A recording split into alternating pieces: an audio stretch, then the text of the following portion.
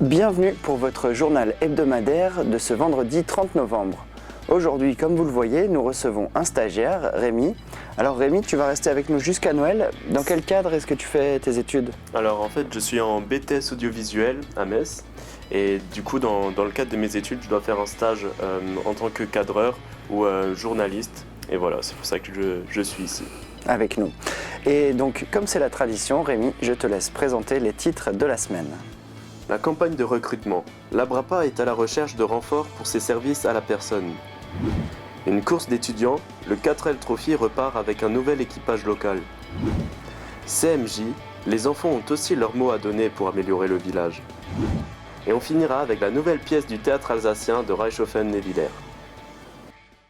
L'association barinoise emploie déjà plus de 3000 personnes. Et ce n'est pas fini, l'Abrapa recrute encore pour ses services à la personne, et ce de manière régulière. Le secteur recrute encore.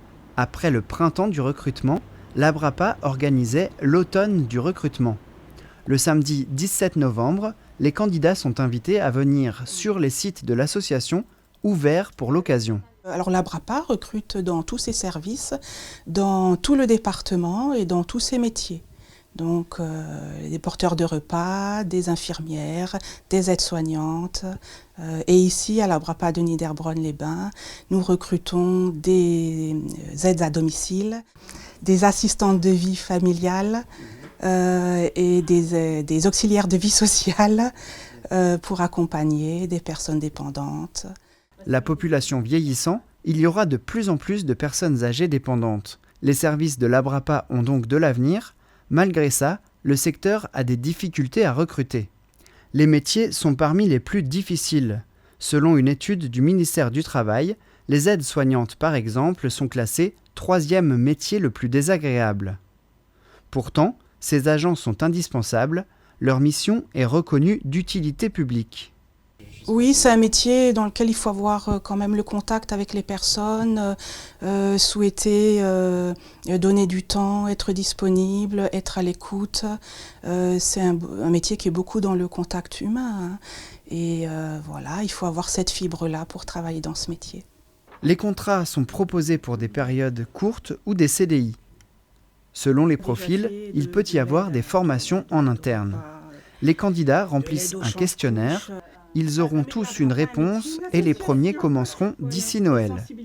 L'envoi de CV est encore possible à l'adresse suivante r2018@abrapa.asso.fr. Il y a des rebondissements en ce moment pour le grand contournement ouest, le GCO. Fin septembre, les opposants ont fait barrage en forêt de Kolbsheim aux travaux, et puis récemment, 10 d'entre eux ont entamé une grève de la faim pendant 30 jours. Cette semaine, 2 décisions de justice sont tombées. Concernant le raccordement nord, le tribunal administratif de Strasbourg suspend l'arrêté préfectoral. Autrement dit, les travaux sont stoppés pour cette partie suite à l'examen des règles pour les espèces protégées. D'un autre côté, rappelons que le GCO avait été déclaré d'utilité publique en 2008. Réaction. Il faut qu'on revoie notre mode de vie. On a des alertes climat permanentes. On voit nos rivières à sec. On voit 18 degrés au mois de novembre à Strasbourg. Mais néanmoins, tout le monde trouve normal de bétonner encore un peu plus la plaine d'Alsace pour faire passer encore plus de voitures, plus de camions et la transformer finalement en couloir à camions. Donc oui, je m'interroge. Non, je trouve que le GCO n'a pas la solution. Pour les opposants au GCO, c'est une nouvelle zone à défendre. La deuxième décision du tribunal ce mercredi concerne les travaux préparatoires. Confirmant un premier jugement, la demande d'Alsace Nature est rejetée. Ces travaux-là continuent. 22e édition du fameux 4L Trophy. Ça arrive et cette fois encore, un équipage local participe à cette course. Préparation de la voiture et du budget, il y a encore du travail avant le départ. Dans le cadre de leurs études, Victor et Julien ont choisi de participer au 4L Trophy. Ils forment l'équipage 1517 et partiront de la cité thermale à bord de la 4L, cette voiture mythique. Depuis 22 ans, les équipages relient Biarritz à Marrakech. Ils parcourent près de 6000 km en 10 jours. Cette année, ils seront près de 2000 à tenter l'aventure.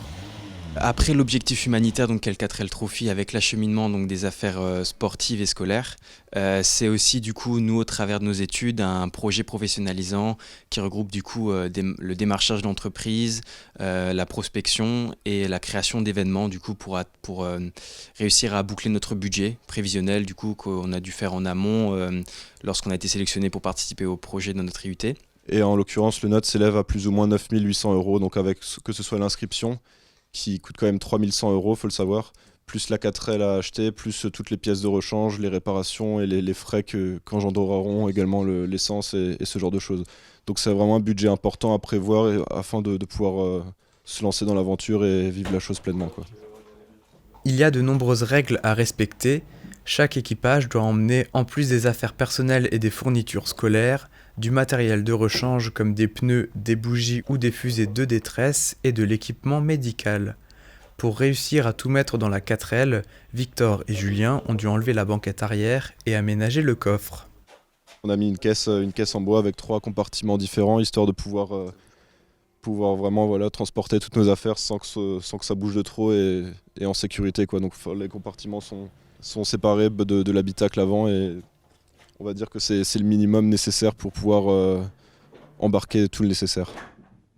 L'équipage prévoit encore des partenariats et des événements afin de boucler le budget à la fin du mois de décembre. Il restera encore quelques retouches sur la voiture avant le départ prévu pour le 21 février. Nous on a une aventure supplémentaire, donc déjà lier du coup Strasbourg à Biarritz. Déjà si elle tient le coup c'est déjà un bon début, hein. Après c'est clair que le plus difficile c'est quand même après les toutes petites routes du Maroc. On va voir ce que ça va faire justement. On a même encore des résidus de l'année dernière, du sable qui ne veut pas partir. Ça va être une grande aventure. On est tous les deux, on se réjouit vraiment beaucoup de pouvoir y participer, quoi. Pour donner envie aux jeunes de s'engager dans la vie, les communes proposent aux jeunes de s'engager dans des conseils municipaux. Les premiers pas dans des élections, c'était cette semaine à Gumbrechtsshoffen. Élection partielle à Gumbrechtsshoffen. 7 jeunes conseillers municipaux sont élus par leur père, c'est-à-dire par les enfants du groupe scolaire René Eglès. Accueillis par le premier magistrat, l'élection se déroule à la mairie, comme pour les adultes. 39 votants ce mardi matin, munis de leur carte d'électeur, 2 listes en concurrence, ils ont fait campagne et ils ont présenté leur projet. Oui, installer une aire des jeux pour les plus grands devant l'école, par exemple une tyrolienne. La liste Léonard contre la liste des mini-René. Vous n'avez pas le droit de prendre juste une, vous êtes obligé de prendre les 2. Ensuite, vous prenez une enveloppe et du feuillet. Le suivant peut déjà se préparer. Le vote se déroule sans encombre.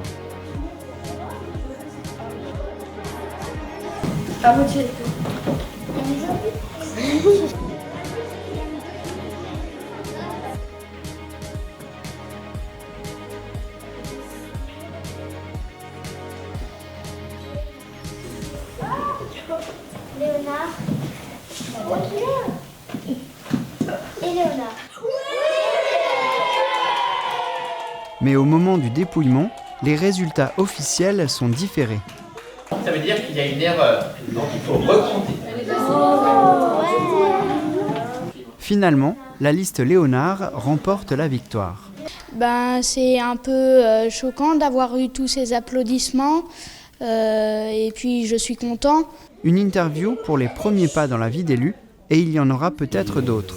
J'espère que dans les années futures, quelques-uns ou quelques-unes d'entre vous au moins siégeront au conseil municipal de Gumbrechtsshoffen.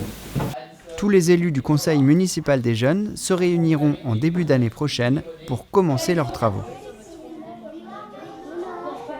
Le théâtre alsacien de Reichshoffen-Névillers était sur les planches à la Castine. Une 10e saison et une nouvelle saison marquée par un prix du Freier für unsere Sprache. L'association est récompensée pour son action avec les jeunes pour la langue alsacienne. Reportage Lucas Knittel, Voix Dany Reppert et images Télévision des Vosges du Nord. Kindertrupp vom Tarn und Jungen vom Freien vom Sonnenhof von Rieshofen haben einen Sketch vorgeführt. Flor Marik und nix als Krimbel, wenn Junge von heute Altertum von Gästen antreffen. Was, Lea? Du weißt nicht, was das ist? Das ist durch ein Plateau für Käse drauf machen. Ah jo, für Käse drauf machen.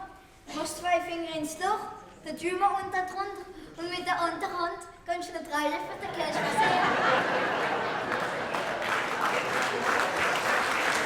Der Sketch, wie vom Serge Rickling geschrieben ist worden, passt sich an alle an, sogar an die kleinsten Kinder. Der Tarn hat die Chance, für 2 Junge von der Residenz Amélie de Bergheim in seiner Truppe zu haben, denn für das Theater ist die Behinderung keine Hinderung. Ich hab nicht gerade den Eindruck. Doch, es ist, Eine Videokassette. Das ist eine Videokassette. natürlich eine Videokassette. Die Truppe von den Jungen hat einen Spezialpreis für ein Frühjahr für unsere Sprache bekommen und das als Belohnung für die elsässische Sprache zu befördern. Der Ofen ist wieder gegangen mit dem Stiegel einer Schritt vor und 50 Jahre zurück. Die Zuschauer waren in verschiedene Epochen mitgenommen, von vor 50 Jahren bis heute das, und entdecken verschiedene Personen mit eigener starker Charakter. Nu springen wir an Arbeit du! Was? Das Sepp und springen? Hey, kommst Gäste? Morgen jammer zu! Der Stiegel ist spannend, manchmal auch überraschend, aber schließlich hat das Publikum von Herzen lachen. Der Stiegel ist immer gut an den Spieler angepasst, denn der Präsident schreibt die Rolle nach jedem Spieler. Ich heiße Paulette. Paulette heißt ich. Aber jetzt weiß ich's. Vorstellungen sind jetzt fertig, aber nur keine Angst, wenn ihr dieses Jahr das Theater verpasst habt, der Tarn ist schon das nächste Stiegel für das nächste Jahr. Noch eine kleine Präzision: Der Präsident vom Tarn hat den Scheck über ganz einen Profit von Florian, wie die Maladie dahinter hat. Le journal se termine avec la météo. Une météo pluvieuse puisqu'à part samedi, les terres alsaciennes risquent d'être arrosées toute la semaine. Il y aura quelques rafales de vent à 55 km/h. Les températures iront de 4 à 12 degrés. C'était le journal de la rédaction, merci de nous avoir suivis. Vous pouvez revoir cette émission en direct ou en replay sur notre site internet. L'interview de la semaine tout de suite avec Marguerite Nguyen et ses écritures artistiques. Et l'actu reviendra vendredi prochain. Bonne semaine.